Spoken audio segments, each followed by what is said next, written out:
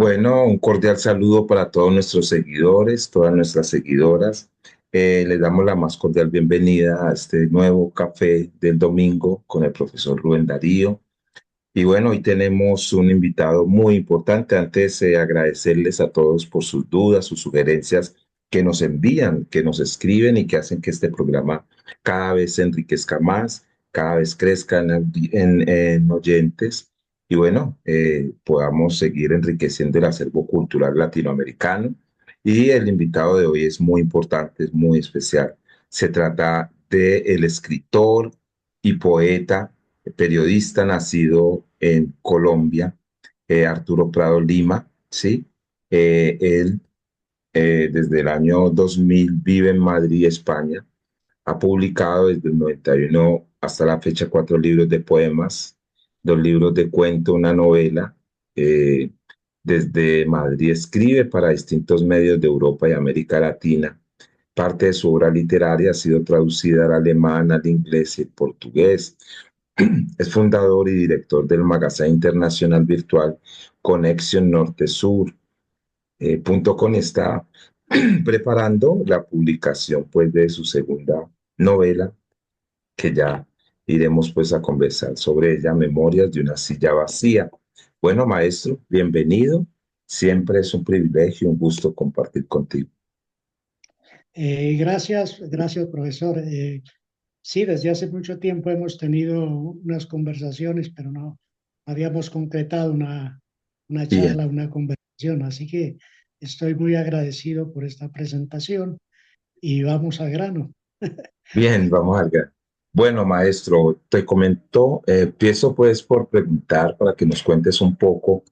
¿Quién es Arturo Prado Lima? Cuéntanos un poco de tus inicios, dinos también de tu experiencia con la lectura, ¿no? De los primeros acercamientos con los libros, si creciste en un hogar con libros o cómo fue ese primer contacto con los libros. Bueno, pues mira, te cuento, soy nariñense. Yo nací en el campo. Yo tengo origen campesino en una vereda del municipio de Mayama. Si esto es casi costa pacífica nariñense, un pueblito que se llama Chambú. A propósito de Chambú, hay una novela escrita por Guillermo Hermundo Chávez, que es una de las novelas costumbristas más importantes de Colombia. Y también hay un bambuco, el Chambú de mi vida, no sé si tú lo has escuchado, que también resuena a nivel nacional. Es un himno casi de Colombia, porque es una de las grandes canciones. Pues esa es una vereda, es una vereda de aproximadamente que 50, 60 habitantes, 10, 20 casas nada más. Pues allí nací, en ese pueblito. Es un pueblito donde no había quinto de bachillerato, únicamente había hasta hasta tercero de primaria, no de bachillerato. Primero y segundo y tercero de primaria no había más. Así que para hacer el cuarto de primaria ya tuve que irme del pueblo, de la vereda, y nunca más regresé a ella. De visita, de vacaciones de vez en cuando, pero fue una salida muy temprana, tanto de la tierra como del hogar. Me fui para siempre. Primero a, a- a terminar la primaria a otros pueblos del mismo departamento y luego al bachillerato y la universidad que se hizo, parte de la universidad que se hizo en la ciudad de Pasto. Y desde aquella época, pues seguimos el llamado espiritual, digamos, de la literatura. Yo empecé a escribir desde muy temprano, atendiendo el llamado del alma, yo no sé de qué otras cosas espirituales, empecé a escribir sin saber que la literatura existía, porque dentro de mi familia no hay antecedentes de que hayan conocido alguna vez un poema, una novela, una literatura. Como campesinos completamente eh, ignoraban este tipo de cosas. Por lo mismo, yo nunca tuve una fuente de la familia en que inspirarme, de qué beber, simplemente fue una cuestión de origen que empecé a escribir. Hasta que algún día un profesor me dijo que esto valía la pena, que debería seguir haciéndolo. Y a partir de eso, pues entramos ya a la época de los 80s, 90s, las luchas estudiantiles, las luchas sociales, y empezamos a combinar esto de la literatura con las luchas sociales, con la vida, con la nostalgia, con el recuerdo, y así empezaron a aparecer los primeros poemas y después ya el cuento y la novela, que ya son artes mayores y que necesita ya un tipo de maduración más grande, un tipo de contemplación, de análisis espiritual, de análisis social, científico, de todas esas cosas, para llegar a tener una buena producción literaria. Sí, te comentaba también, bueno, interesante, y cuéntanos cuáles eran esas primeras lecturas o cómo fueron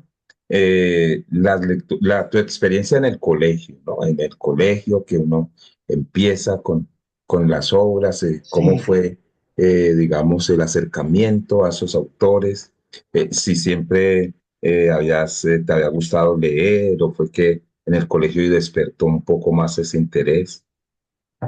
Bueno, no tuve una buena experiencia en el bachillerato con mis profesores de literatura y más bien huir un poco del academicismo. Yo siempre huía al academicismo. Por eso nunca acepté, aunque mucha gente me decía que debería estudiar literatura. Yo siempre pensé que si estudiaba literatura no podría escribir una novela jamás, ni un libro. Jamás existía un taller literario, ni de dictados, ni de recibirlo. Esto vino por una cuestión natural. Lo mismo sucede con el periodismo. Yo empecé a hacer periodismo en mi ciudad natal, en mi ciudad, en Pasto, a través de un periódico. Luego pasé a la televisión nacional y después me vinculé mucho con Cali, con el noticiero 90 Minutos, que fue donde trabajé casi 7 años como corresponsal de esa zona del sur de Colombia. Los libros, pues los libros, uno de los primeros libros que leí, el primer libro, pues, bueno, dos, fue a Vargas Vila, Aura o las Violetas, y yo que recuerde, eso no fue una indicación del profesorado de literatura, fue una cuestión de haber descubierto por ahí en alguna casa un libro de estos y habérmelo leído de primero, de primerazo, fue Vargas Vila, y eso me marcó casi para siempre dentro de la literatura y dentro de la literatura política. El primer libro que leí con pasión y con fervor fue el Manifiesto del Partido Comunista.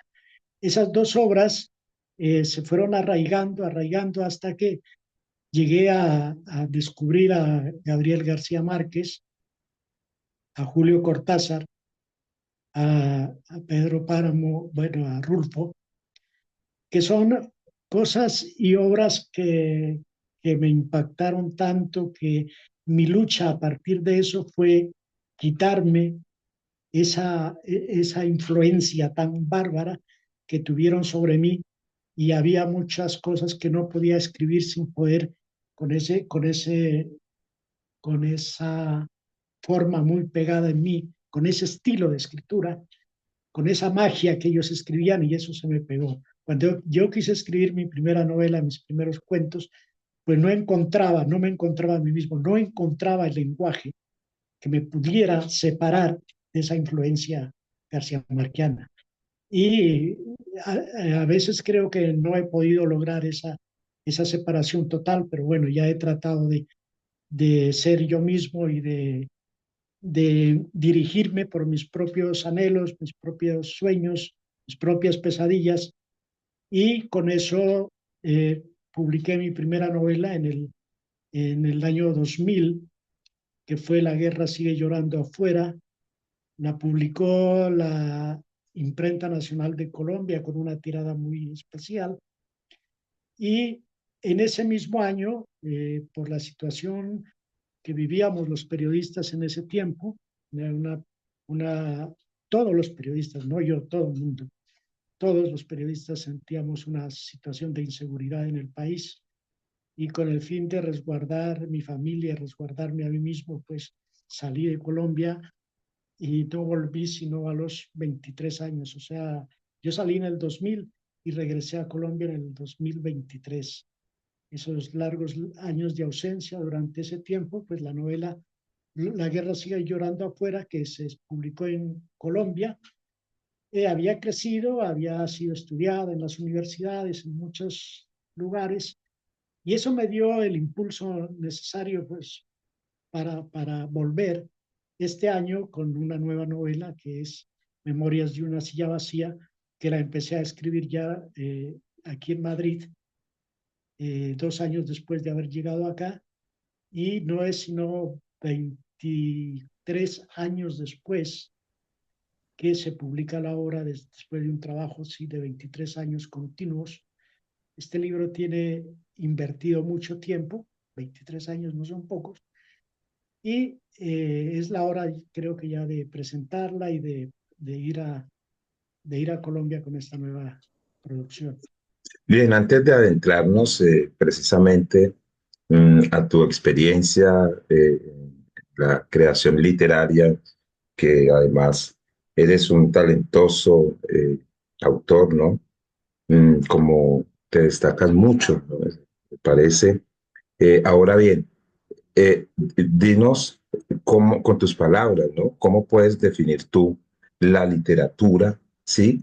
Y de qué manera, de qué forma los lectores deben acceder a estos mundos posibles que evidentemente son textos distintos a otros textos no literarios y que requieren seguramente de un abordaje diferente, de una postura distinta.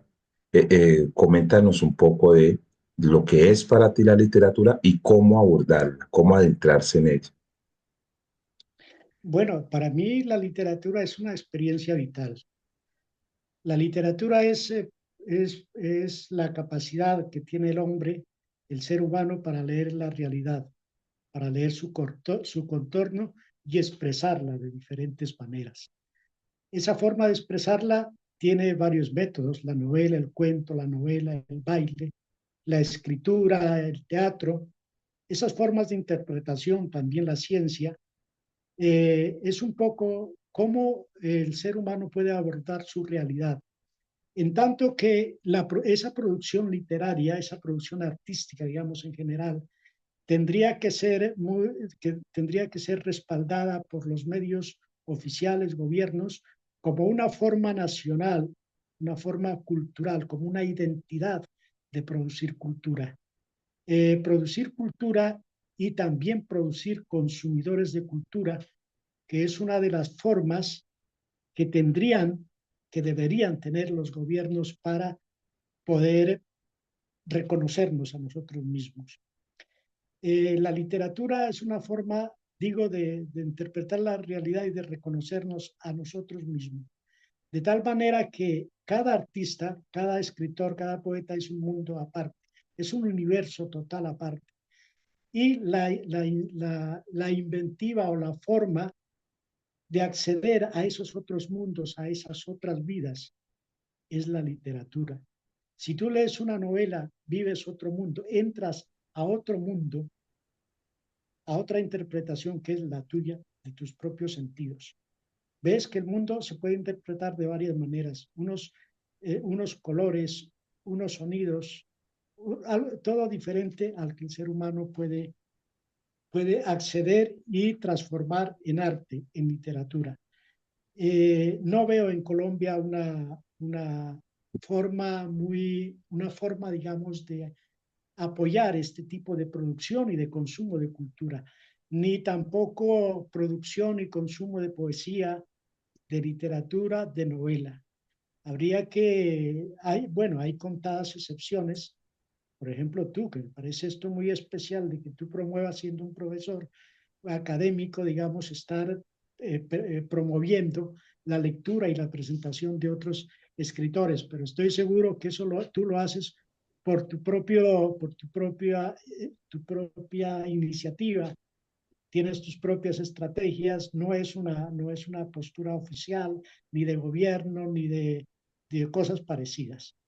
Entonces, esta especie de voluntariado que ejercemos los que escribimos, porque tampoco se vive de la literatura.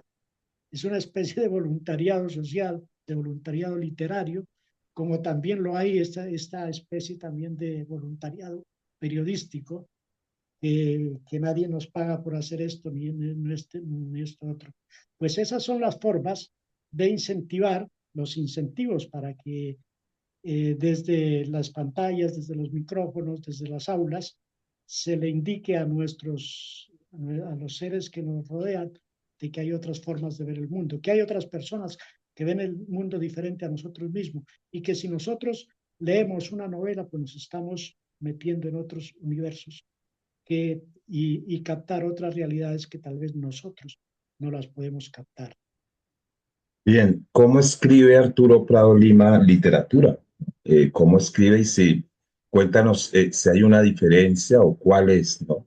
Esa diferencia entre la narrativa y la poesía, eh, cómo se dan esos procesos, sí, son viajes diferentes y cada obra de hecho, pero ¿cómo produces tú o si hay algún método de Arturo Prado?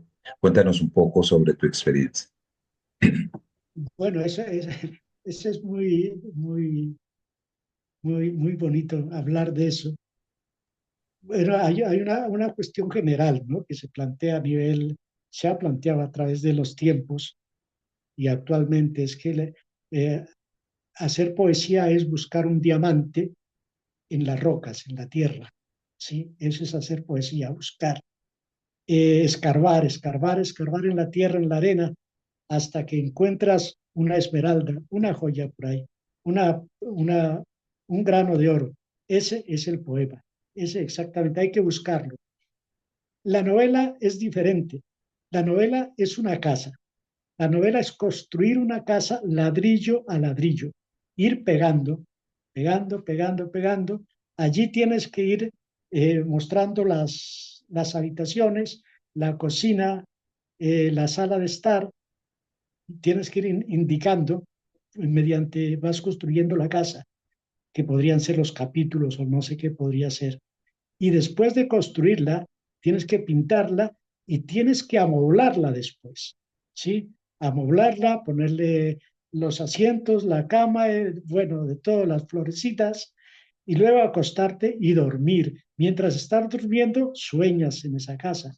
Es más o menos esa la construcción de una novela, a diferencia de la poesía, que es buscar, ¿no? Es buscar en el entorno. Aparte de eso, pues claro, hay estrategias para poder recordar, para poder... La novela y la poesía también viene de recuerdos. Yo me apoyo mucho en la música, por ejemplo, para reconstruir la vida de mi padre, que murió mientras yo estaba acá en Madrid. Para reconstruir su vida, por ejemplo, he recordado yo las canciones que a él le gustaba y entonces vuelvo a escuchar sus canciones y mediante eso también puedo penetrar esas realidades. También utilizo la fotografía. La fotografía tiene momentos muy especiales, son momentos congelados en el papel, en la fotografía, y cuando uno la aspira, pues revive esos momentos, ¿no? Y puede escribir qué siente en ese momento. Pero también están los olores al estilo prusiano, ¿no? De Proust, En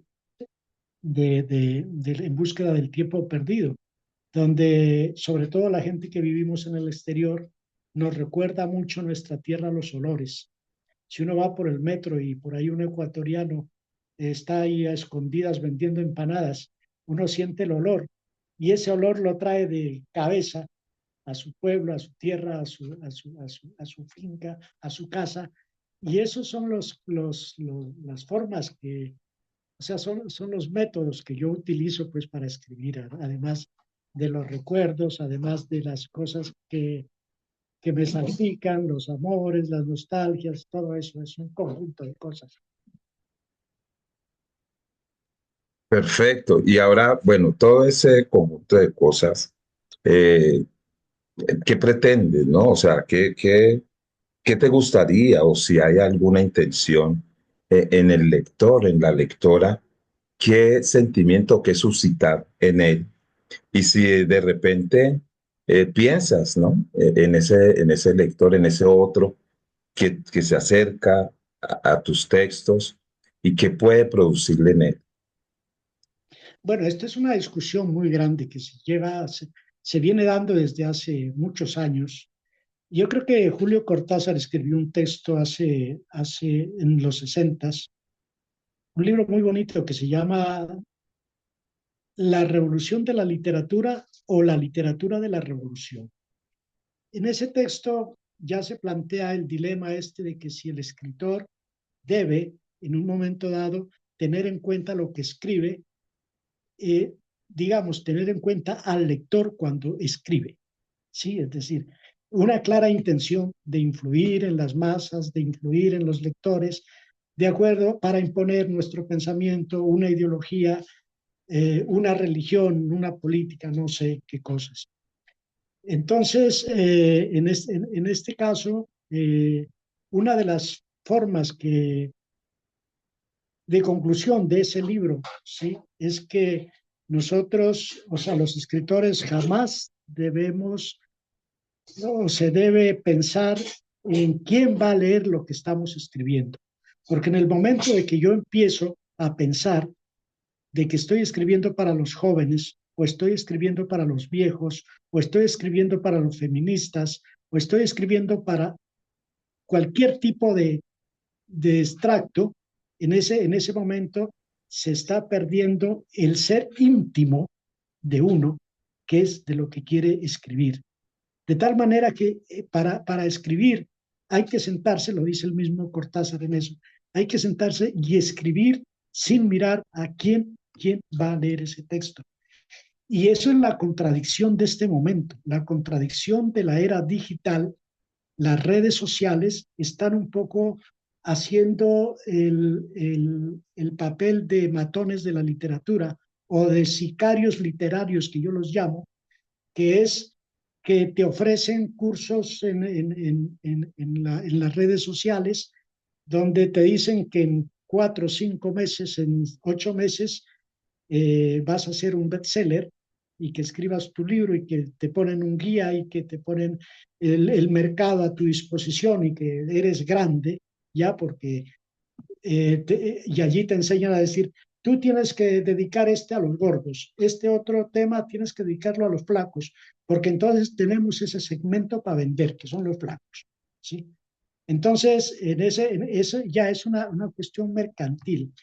Yo en este caso no me guío ni por la cuestión mercantil ni por quién me va a leer. La idea fundamental es escribir bien. Acuérdate que García Márquez, cuando le reclamaban y le decían, ¿usted qué ha hecho por su pueblo?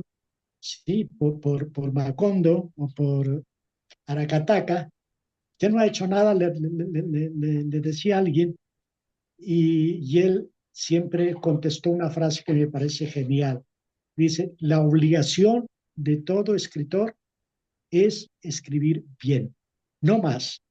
Si tú escribes bien, le estás haciendo un aporte a la realidad, a la sociedad, a la gente con quien vives, estás haciendo un favor a la creatividad y al arte literario en general. Ese es mi pensamiento y eso es las reglas que practico en el momento de sentarme a escribir.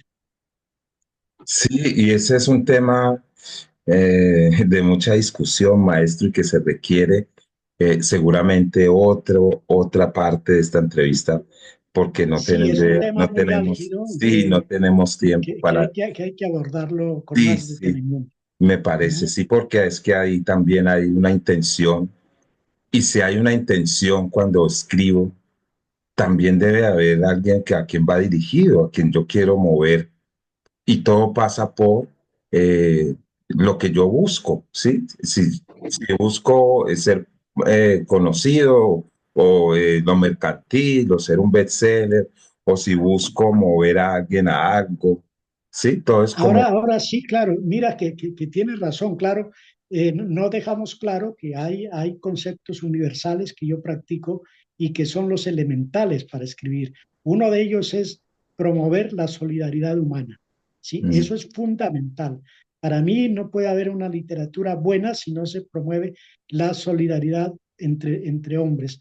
No promover una pelea entre hombre o mujer, o negro y blanco, o azul o rojo, sino tener en cuenta lo máximo, que es el otro, el que tienes al frente. Sí, es la persona con la que convives. Es promover el desarrollo intelectual, social, sin necesidad de irnos a los tiros o a los puños. Esos valores universales yo los practico de manera muy real dentro de mi literatura. Y esos son los puntos, ese es el horizonte que me marco. Yo miro hacia, en el fondo, en el horizonte veo al ser humano y me preocupo porque ese ser humano sea feliz. Y si yo puedo, tenga un contento en la vida, si yo puedo hacer con eso, con mi forma de pensar algo, y que esa persona leyendo este libro se va a sentir mejor, pues bien. Por eso lo hago con toda sinceridad y escribo lo que pienso. Sí, bien, entonces ya para ir cerrando, cuéntanos entonces sobre Memorias de una silla vacía, ¿no? Que es tu última producción y de la cual pues vamos a tener el gusto de estar en esta feria que va a ser el lanzamiento en la Feria del Libro de Bogotá, ¿sí? En la cual Ángel del Olmo escribe, ¿no? Para citar una parte nomás para que tú nos cuentes brevemente. Memorias de una silla es más que una novela, es un testimonio de la resiliencia humana, de la capacidad de encontrar belleza en medio de la tragedia. Arturo Prado Lima, desde su distancia en Madrid, logra crear un relato íntimo y poderoso sobre su patria. Esta obra no solo busca entretener, sino también provocar una reflexión profunda sobre lo que significa vivir en un país marcado por la guerra. Bueno, sí. Mira, Memorias de una silla vacía es la historia de, de una guerra entre dos países. Un país legal, que es el país concretamente Colombia, digámoslo así, puede ser otro país también, y un estado y un país clandestino, que es el país, o sea, es la subversión. Son dos territorios que conviven porque cada bando, digamos, las guerrillas, los estados subversivos, de ese estado subversivo, también maneja las condiciones o tiene las condiciones que tiene un estado legal. Es decir, tiene una constitución, tiene un territorio, maneja un territorio y mantiene unas fuerzas armadas a su disposición. Esos dos elementos, esos dos estados, se enfrentan a una guerra que dura más de 60, 70 años. Y esa guerra, en esa guerra hay un presidente, que es el presidente legal de Colombia, y hay un presidente clandestino, que es la ficción que yo narro allí, que es el otro en mi novela, se vislumbra la existencia de ese país, con un presidente, con un consejo de ministros, con sus autoridades, y que se desafían mutuamente y que uno sobre el otro pelean continuamente con sus estrategias, sus tácticas, sus amores, sus cosas, y al fin, pues, esa guerra de desgaste termina con la muerte del presidente del país clandestino, y hasta ahí llega la novela, que llega hasta 2014, que es cuando muere Marulanda Vélez, que a propósito parece ser, o es uno de las partes fundamentales del presidente de ese país clandestino que enfrenta al país legal. Esa es Memorias de una silla vacía. Por qué esas memorias? Es porque tanto los dirigentes del país legal como del país clandestino mantienen un vacío histórico que no pueden llenarlo sino con la guerra. Entonces, la novela lo que trata es de buscar nuevos elementos, cómo nosotros podemos llenar el alma de esos contendientes históricos, de esos peleadores históricos, para que encuentren otros elementos de juicio, de discusión, de vivencias, para que no se vayan a los tiros.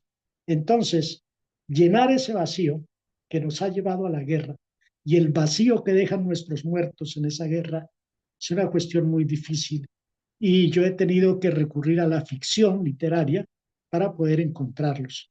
Esa es la ficción literaria que yo narro allí, y es lo que quiero aportarle desde el exterior a mi gente en un tema de reflexión para que algún día podamos regresar a nuestro país, un país en paz, un país con grandes logros, donde la literatura sea uno de sus grandes pilares de transformación social. Perfecto, perfecto, maestro, te agradecemos mucho. En verdad que fue un momento corto, pero realmente muy enriquecedor. Allí estamos viendo en pantalla el magazine que dirige el maestro Arturo, Conexión Norte-Sur. Y para cerrar, sí, cuéntanos a todos los que te escuchamos y a los que nos escuchan, cuéntales y nos ven un elemento que se requiere sí o sí para escribir. Un elemento sí o sí, tener ganas, tener ganas de desprenderse un poco de uno mismo y ir en busca de otras realidades, de crear realidades también, ganas de crear realidades, porque un escritor en sí es un inventor, una especie de creador, porque crea mundos, no los va a crear en 7 días y en 7 noches, pero sí tiene, en primer lugar, la inconformidad, en el caso mío, la inconformidad de vivir en este mundo, y por tanto esa inconformidad te lleva a crear tu propio mundo, cómo lo quisieras, dónde quisieras vivir, qué elementos serían necesarios para que tú seas feliz. Y como en la realidad no lo podemos tener, este es un mundo de locos, un mundo de guerras, entonces tengo que... Y la ciencia ficción, es la narración. Para eso hay que tener muchas ganas y mucha constancia de sentarse todos los días a escrutarse a uno mismo y a ver qué nos dicen los elementos y las cosas, las personas que están a nuestro lado. Bueno, muchísimas gracias a nuestros seguidores también. Eh, desearles pues un resto de día maravilloso. Invitarlos para que nos acompañen el próximo domingo porque vamos a estar con un autor muy importante también de las letras latinoamericanas. Y bueno, maestro, un abrazo y muchísimas gracias y seguramente nos Gracias encontramos a ti, en otro momento. gracias a ti. Espero estar en Cali próximamente. Perfecto. Un abrazo. Adiós. Ya, chao.